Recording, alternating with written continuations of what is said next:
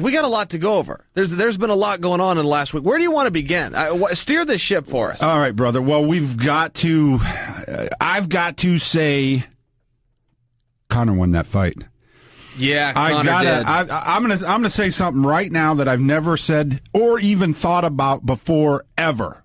Oh, God, this hurts. This hurts in my stomach as I say it. I like it already. Conor McGregor is the greatest UFC champion of all time. And as I say it, I'm not lying to you, my stomach hurts by saying it because Brother Randy, up until that moment, in my opinion, was based on the fact that Randy Couture won the heavyweight title, I think 2 times, then the interim middleweight belt, then the legitimate middleweight belt, then went back up and got the heavyweight strap again. And when you say middleweight, you mean light heavyweight. Light heavyweight, sorry about that. And then went up and won it again, and then he defended it against Gonzaga. So, yeah, man, hats off to Conor. The thing that is real, man, I'm not gonna, that circus is real, man. That circus that he brings is real. And, oh, man, Conor, you're the man. Look, I get it. The Godfather is eating crow. I get it. I get it all. And, to continue on the bandwagon, but this is a very relevant point that has to be appreciated, not just considered, but appreciated, is the level of stress that environment created, that Conor competed under, that he operated in, that he went out there, took care of business against the world champion, the baddest dude alive in that weight class. And in that kind of environment, MSG, biggest show of all time, biggest gate in company history. I'm sure the pay-per-view is also going to support that. He walked out into that environment and was still able to find that level of success. You talk about going out and competing and taking care of business and performing and using your skills. He stood his ground. Eddie could not come forward, which was a huge problem for Eddie, and everybody's had this. I watched him trap Chad Mendez in the corner like a scared animal. You've got to be coming forward. If you're not coming forward against Conor, you're losing the fight. I thought that Eddie would come forward. I thought that he understood and knew this. And I think he probably would agree with me, but the bottom line is he didn't do it. And Conor also kept him at that range to shut down any kind of wrestling attacks. Wrestling never became a factor in this fight because Eddie was about 2 inches too far out of range, and that surprised me. More than anything, it just surprised me that Conor was able to do that. He looked like he was the bigger fighter. He looked like he was bullying Eddie, who in theory is the larger of the two. Boy, he sure didn't look like he was the larger of the two. That was amazing. I want to get back and talk about what I call the circus real quick. And this is going way back to the very first time. No, it was the second time. The second time the UFC is in Vegas. Randy's fighting Barnett. And the sport is gaining some traction. And we went over to the event, I think me and Chris or whoever I was with, and I noticed Randy was giving an interview. This is about 5 o'clock. This is about 3 hours before his fight. Giving an interview on ESPN radio or whatever right over there at the venue. And I didn't like that. I was like, oh, man, why isn't he in his dressing room? And, Randy wins the first 2 rounds and then he gets stopped. And I always thought that was his first time dealing with that media. Well, if you look at the just an incredible amount of media that Conor brings to the table, and you've been on both sides of this. You've been the guy bringing the circus, and then you've been part of the circus as well. So I see Conor actually getting built up by that. And I do see it breaking down other people. Sure. No, I hear what you're saying. And a guy's got to be able to deal with that. Coaches forever, there's so much misinformation put out. You have to understand, coaches are used to training a team. So you have to have a one-size-fits-all. You have to. From the time kids are playing Little League to high school to college to it's a team. So you need your best philosophies for the team, but none of it is necessarily true. I can remember coaches my entire life, and for a long time I believed it, where they would say, if you want to be a national champion, and then they would lay out what you had to do. And it was the hard work, and you couldn't do this, and you had to do this in your social life, and you had to be to bed on this time, and and it was very structured. And I believed it for a while. And then when I became an adult, I realized, no, if you want to be a national champion, you need to get to the national tournament and have more points than the next guy. That's all you got to do. If you want to be a Super Bowl champion, you don't have to go through all that stuff that they tell you from the time you're 9 years old. You need to get onto an NFL team and then have more points than the other guys. That's all you have to do. And so guys can go about that differently. Some coaches will tell you, you've got to focus. You have got to focus. And then as I became older, I realized that's a bunch of crap. Some guys go through what's called paralysis by analysis, where they sit there and they focus on something so much they freeze and they lock up. And other guys can be loose and cool, and they have their own process. So you will see some guys that will pull a guy and go, hey, listen, he was doing these interviews and that's why he lost. Well, there's some guys, that's what they need to do. Some guys don't want to think about that opponent or that event in the least. And then you've got some other guys that's all they can zero in on. But as far as the one-size-fits-all BS that coaches have been putting out for years to sell books and sound good, it's just not true. You know, I had coaches.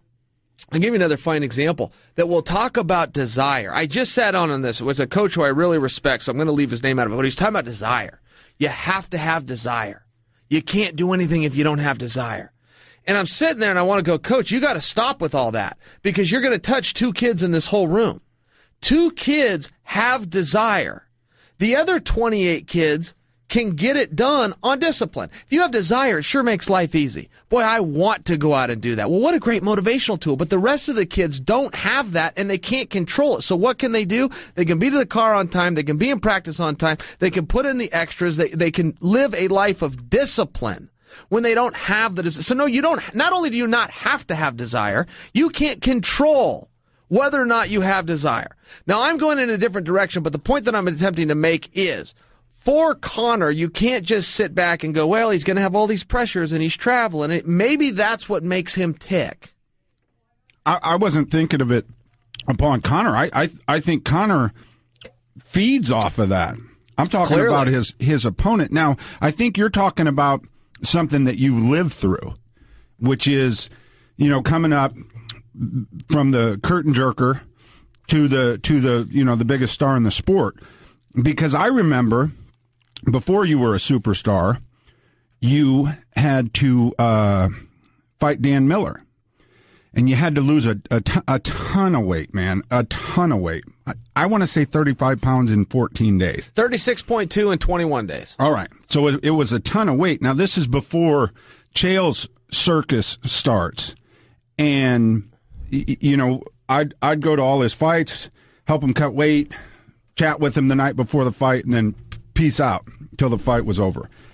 Well, this particular time, and the thing that people don't understand is people that have never competed before think that when their bro is fighting, that it's like an event. It's like a party, and it's not. It's actually something that we have to go get a job done and then enjoy it afterwards. So what happens is people come in and they want a part of Chael, or they want this or they want that. It happens every time, happens to every fighter. Well, this was before that started happening, so there was just a few of us. And the one thing I know about competing is whether you are right or you are wrong, when it's the week of the fight, you are always right. Whatever you say is right. So it was the night before the Miller fight, and, you know, I go over and see Chael. You know, we've already went out and eaten and had a good time. And he is actually, I can recall what he said. I don't want to share it, but he was out of his mind. He was absolutely out of his mind. And I knew as I was sitting there that I had to agree with him. I had to agree with him because that's where he was in his head, and that's where he needed to be. And I remember walking down the hall after I left, laughing that dude is Cracker Jacks. So, you've went through it. Then you won that fight, and you got on a roll. So I think you're speaking from experience. I'm speaking from experience. Yeah, that a frame of mind, it can be unique to one. And we really were misled our entire lives because great coaches did a great job. But it is a one-size-fits-all philosophy. They don't have time. Do you remember how crazy you were? I remember that night. I remember you telling me you thought I was crazy. You actually made a video about it later. I think you had your iPad or your iPod or something with you, and you went down to your car. You were at valet. You got into the car and turned the camera on and made a video. I was like, man, that guy is out of his mind. But I really didn't think I was. I had this whole thing. I had it figured out for what I wanted to achieve, and I didn't know if I could beat Miller or not. And I remember I was a 2 or 3 to 1 underdog. He was getting ready to fight Anderson. Sure. And then I was just kind of in the way, and I was a last-minute replacement. But I remember understanding that and having how I wanted to proceed in the match from a mental standpoint. So I was just sharing that with you, and yeah, you thought it was absolutely insane, but I thought that I had a good focus and a good handle on it. So yeah, some of those things can be weird, and I really don't want you to relive it either. I remember some of the stuff I told you, but at that point in time, that's where I needed to be. I loved it. All right, so let's move on. Let's move on. Well, let's go up that card. All right. Well, here, let's work down. So we started with Conor. All right. I thought it was absolutely amazing. I really did think the way that he controlled the ring, that he made Eddie look like the smaller man. And that it was the range is so important. And guys will make a big thing about range, but it's usually just talk. This was relevant because Eddie, one, wasn't able to hit him because he wasn't in the right range, but two, he could not get any wrestling offense off because Conor he was just too far back. If Eddie would change elevation, Conor could just drop an arm down and move. And he dropped him 25 seconds into the fight or 30 seconds into the fight. Or 11. That thing was just a washout. I mean, a different ref could have stopped it right there. Yeah, you can talk about he didn't do this and he didn't do that. Man, it was a washout. It was a beating. And obviously I was rooting for the wrong guy. All right, so go backwards. Who was the second? Tyrone. Oh, Tyron and Wonder Boy. All right. I didn't love the fight as much as some people did. I was into it. I don't need to see an immediate rematch. I didn't have to see that match. I'm glad it happened. I don't need to see an immediate rematch. I thought those judges were interesting. One gave, the judges did not agree. There was 2 10-8 rounds in favor of Tyron. But are you up to speed that they weren't the same round? One had it in the 4th and one had it in the 1st. So their math was the same. Oh, really? Yeah, their math was the same, but they didn't have it the same round. I did not know that. What I did know was 47-47, 47-47, and 48-47 is a majority draw. Right. The second he said it, I'm like, that's a majority. I said to Ladd, that's a majority draw. And anybody that's ever gambled before knew that. Sure. I was rooting for Tyron. I bet on Tyron, so it's so hard to, and I'm a fan, it's so hard to be objective. But the one thing I wasn't objective about, the first round, Tyron goes out, he takes him down, and he controls everything. After he got the takedown, first he just has his back on the cage. Second round, he gets him pushed up to the cage. They're in the clinch, and he's kickboxing with the guy, and I'm like, Tyrone, for God's sakes, drop down and put him on his back. And you can hear Duke Rufus in the corner saying, yeah, that's great, da-da-da-da-da. Yeah, Tyrone, whether you won or lost, I was rooting for you. I bet on you. But, man, let's get that takedown program back. I don't know how great wrestlers forget how to wrestle. You're a 2-time Division I All-American. You can take down the Karate Kid. So tell me this, though. I mean, they are going to run that one back. We're going to have to watch that fight again, correct? I don't know. I mean, I think they're I think they're angling for the third belt program with Conor? Yeah, I know. I mean, Conor's the biggest fight anybody can fight. That would be of interest if he went after Tyron Woodley. Here's one of the problems they have, to go back to Conor. So you've got Nurmagomedov, number 1 contender all day long, and you've got Tony Ferguson, Big Ferg, who's a number 1 contender all day long. I mean, no one's going to get pissed, whoever comes out of that thing. Here's the reality that those guys don't know yet, but they're going to have to face. Neither one of them's getting that shot. Neither one of them's next fight is going to be Conor McGregor. they're going to end up fighting one another to kick the can down the road because they've got a time issue here. Conor's going to take his oars out of the water for a while. He's got the kid coming up. He's going to do everything he can for the Mayweather fight, whether that comes to fruition. But the bottom line is neither one of those guys can go top of the bill right now with Conor, and they're not going to be given that opportunity. Those guys are going to be forced to face one another. And then the question is, will the winner get a fight Conor? I think we can all agree Conor's not going back to 45. That belt's going to go away. Not to say he won't go up to 7. He's angling for a Nate Diaz rubber match. Nate's been on. Yeah, There's a lot of things you can do with Conor. And then to your point, possibly a Tyron Woodley. I don't know that I buy that one, but sure. That's more likely than Ferg or Khabib stepping in there with him right now. Sadly, but that is the reality. It is what it is, man. That guy brings a lot. He wants ownership.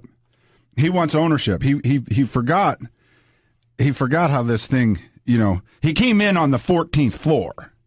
Sure. So if you're going to give Conor ownership, you got to give Randy and Tito and Matt Hughes and Chuck Liddell. You got to give the guys that were on the first floor ownership. Conor. I don't know if I agree with that.